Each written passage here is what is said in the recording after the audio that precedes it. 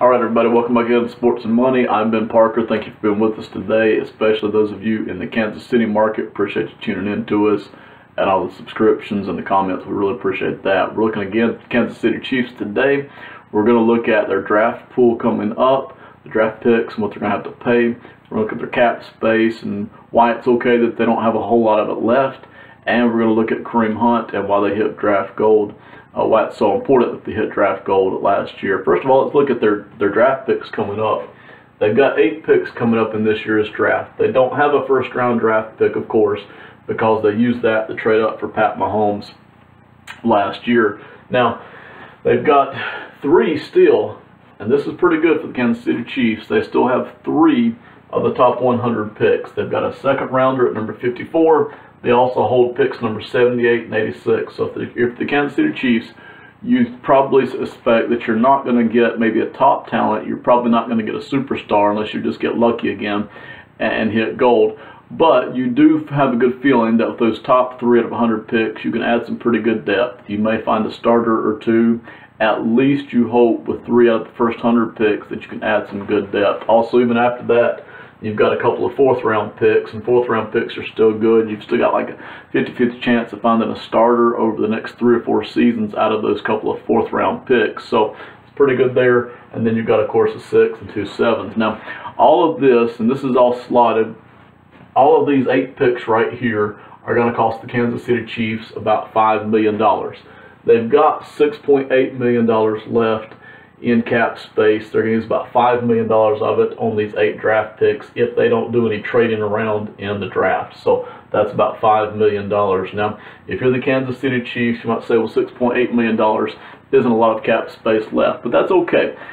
The large free agent signing period has passed. Most of the heavy hitters, most of the guys getting the big contracts have been signed. Not all of them. You'll see a few still raking in some heavy dough.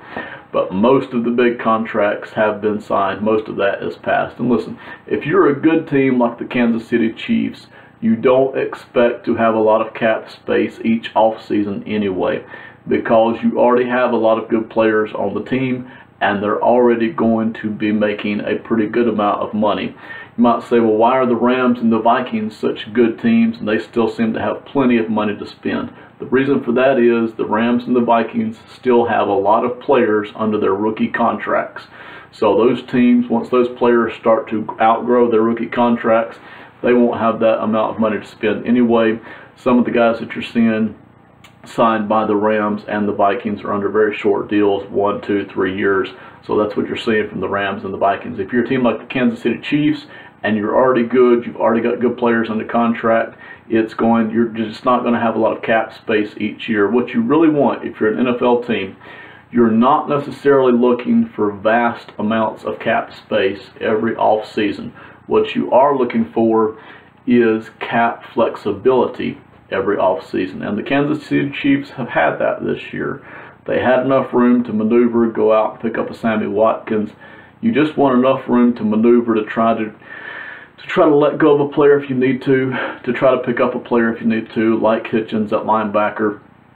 They've been able to do that. If you switch over to the NBA, the economy is very different. What you want over in the NBA, you want a ton of cap space, as much as you can get every offseason, because you know either every offseason or every other offseason there's going to be 2 or 3 or 4 players who can totally change your franchise for the next 5 to 10 seasons. That is not the case in the NFL. You're going to get your primary players through the draft. Even if a couple of good free agents show up, they're just not going to change your whole franchise with the exception of a couple of players. You're just not going to have that cluster of players who can totally change your franchise come up in the same offseason, and you be able to get them if you're an NFL team. So for an NFL team, it's okay to not have a ton of cap space every offseason as long as you have enough flexibility. If you can shoot through and get about $30–40 million in cap space every offseason, some flexibility there, you're doing okay. So the Kansas City Chiefs, with free agent signing period not over, but the heavy hitters are gone. They picked up a couple of guys. The train's pulling into the station at about the right time. 6.8 mil. $5 million your draft picks are going to cost you, and they're going to get some depth out of that. This is not just fooling around they're going to get some decent players out of this if they continue to draft well, like they've continued to do over the past years. John Dorsey has the Chiefs in good shape. Andy Reid gets a lot of criticism because he hasn't had a lot of playoff success, and that's fine if you want to level that at him. But Andy Reid is a very smart guy. He drafts well. He understands the cap. He understands how to build a football team. He understands how to develop players. Andy Reid's really done a good job in that respect as well. Brett Veach seems to be picking up right along with what the Chiefs are doing, not rocking the boat too much, not trying to change too many things, trying to just keep that model continued with what they're doing.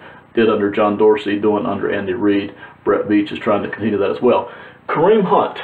Let's look at his contract for just a second, because we all know how important it is to draft good players. You say, well, that's obvious. We want to have good players on the team, but because the more good players you get, the better you're going to be. But hitting a player like Kareem Hunt, especially in the third round, is just like hitting a gold mine. It's like hitting a vein of gold in the mountains for financial reasons. And here it is, Kareem Hunt. Last year, he made $659,000 under the cap. That's going to barely change this season, $778,000. He's not even making $1 million a year. In no season does he actually technically hit $1 million cap hit for you. All 4 seasons. 2019, it's the same thing, $873,000. 2020, it's $976,000. You could take 20 of these cap hits and still not reach Justin Houston's cap number that he's going to be hauling down for most of each of his seasons. That's the kind of money that you were saving when you draft a guy like this and you hit. And listen, if anybody tries to tell you that they really know what they're doing in the NFL draft, they don't. At best, it is an educated guess from the top all the way down. So there's a little bit of luck involved here. But for the Kansas City Chiefs to be able to hit on a guy like Kareem Hunt, they've got him under contract for 3 more seasons. It may be the best value in the NFL. You could toss a couple other guys in there, but it's right there at the top among the best values in the NFL. The production he put out last year, I think it was 1,200 yards on the ground, was tremendous. They could use him in a variety of ways. He's quite a weapon out of the backfield. If he produces at even 85-90% of that level, it is still an absolute steal. When you can do that, when you pick up a guy like that, what it really allows you to do for the next 3 or 4 seasons, and this is what the video we covered with Patrick Mahomes, the same thing there. When you have a guy like that, at running back, wide receiver, any of these positions, at starter, and he's producing at a starter or at an all-pro level even, what it allows you to do, it allows you to take that money and spend it on other players and other positions. And it just really opens up a whole bunch of doors for you. And that's what the Chiefs have done here with Kareem Hunt. Where you put skill and luck in this as to who drafted this person and how much they knew that he was going to be this amazing. I don't think anybody could truly say that. But for them to hit him in the 3rd round out of Toledo and have this kind of a contract and him be doing that well on the field is really like hitting a pot of gold for the Kansas City Chiefs, and they've done that.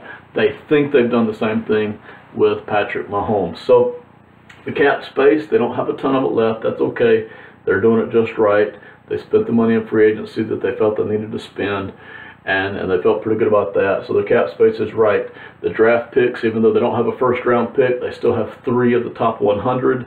You can get some very good value and depth there, especially if you're drafting right, if you're doing solid homework there.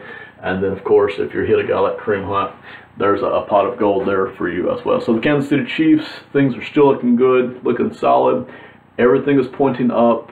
There's no bad news right now for them. Everything is just keep pointing up. The only bad news for the Kansas City Chiefs is you've got some other teams who are on the rise as well. The Rams are on the rise. The Vikings are on the rise over in the NFC. The Houston Texans, if they get Deshaun Watson back in healthy form, he's on the rise. But the Chiefs are right in there. Kansas City is right in there in the mix, and they're positioned well over the next 3 to 4 seasons to really do a lot of damage, and maybe even beyond if they can keep that going. So anyway, thank you very much for listening. This is Sports and Money. I'm Ben Parker. We'll see you next time. Thank you. Bye.